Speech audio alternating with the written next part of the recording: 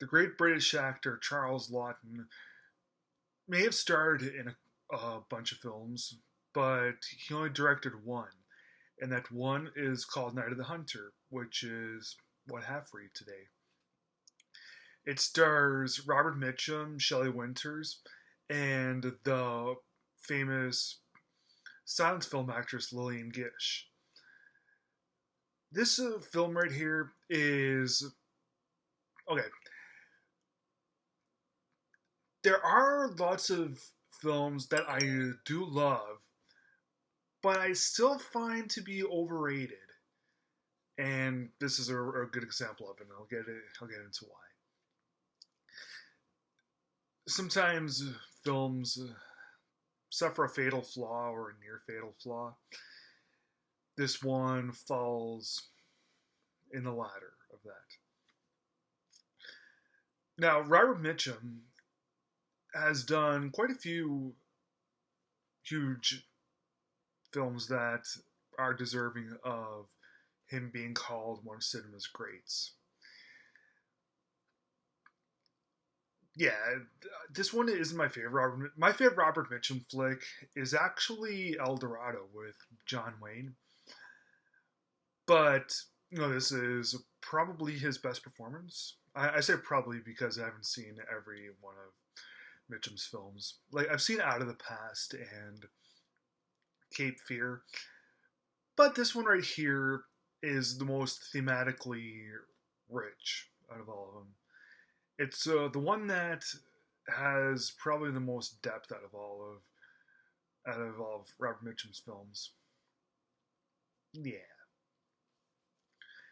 and of course you got Shelley Winters and Lillian Gish who like can't lose, and you got a bunch of other actors and actresses that I'm really unfamiliar with, but they do just fine in this also. There are a couple of elements of kind of acting, but those moments are few and far between in this.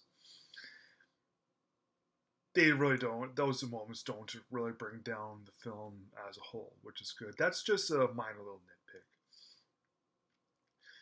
Yeah, this film is it was made and came out in 1955, but it takes place during the Great Depression. Robert Mitchum plays um, this devout Christian. Well, he plays this preacher who totally goes the wrong way with his things. He's like Carrie's mother, but a man. he he's a cold-blooded killer, and he is a major psychopath, and he's always quoting scriptures and things.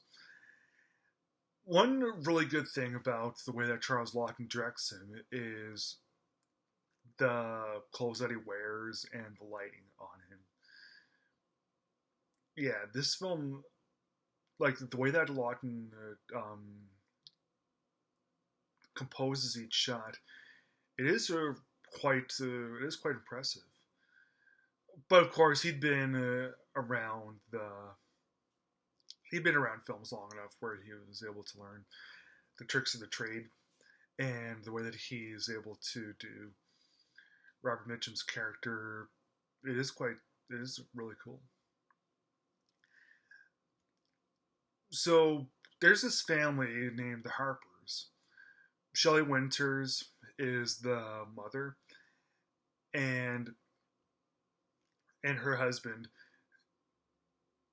um, steals $10,000 in cash, and this was back in the 1930s, right? He steals that much money in cash, and he tells his son John um, to hide it and never tell anyone about where it is. So yeah,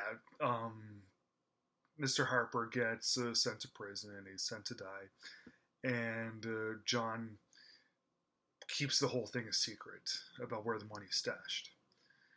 John's like maybe 10 years old, but he's really strong inside, and his little sister Pearl is a couple years younger than he is, and she's also very she's a little bit more naive and not as strong as John. But the whole children dynamic in this film, that's a little bit of kitty empowerment. I really like that.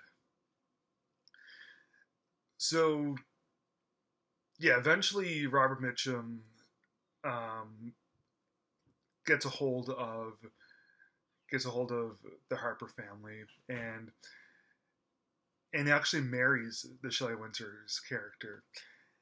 It's kind of surprising, but the way that it happens in the film, it nothing really seems forced.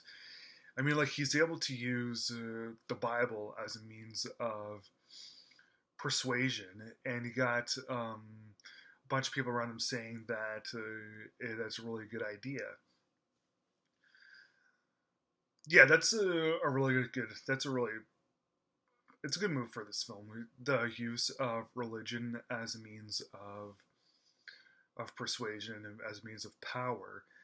Now I know that these days lots of people are atheists now; they're losing faith. But if you like the use of religion in films and in general, it makes people less comfortable, and that's one of the reasons why this film works so well.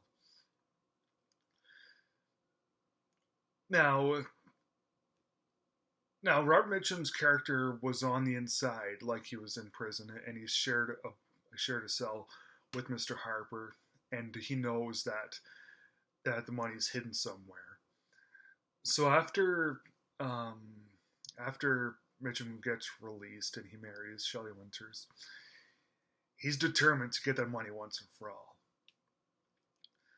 But only John knows where it is. And it's pretty wild the way that everything happens. I mean, like we know that Mitchum's a cold-blooded killer. Like, will he kill the kids? Will he kill Shelley Winters? All right, I want to get into why I find this film to be overrated and its near fatal flaw. Okay, so spoilers ahead.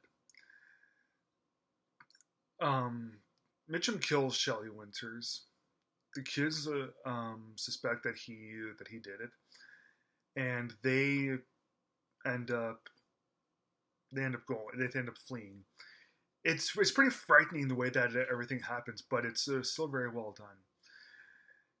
They eventually go to Lillian Gish, who's like runs like a mini little group home for kids, and she's able to protect the kids from Mitchum. And when the police come to arrest him, John suddenly has a change of heart, and he doesn't want anything bad to happen to his stepdad. You just spent the entire film trying to destroy him. This guy's a cold-blooded killer. He killed your mother. He's trying to steal the. He's trying to get the money. He would be killing you and your sister. What the hell are you?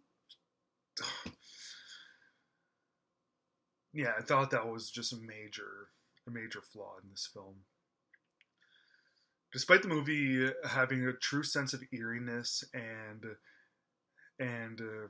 genuine genuine horror, I just oh man, I mean, like that's not how the movie ends. It's we still have a few minutes after, but the kid's sudden change of heart, I always hated that. So I can't be on board with everyone else like Roger Ebert and David Starrett. But I can say that this film is solid all the way through. Very well done, except for that one little bit. I'm going to give the film 3.5 stars out of 4.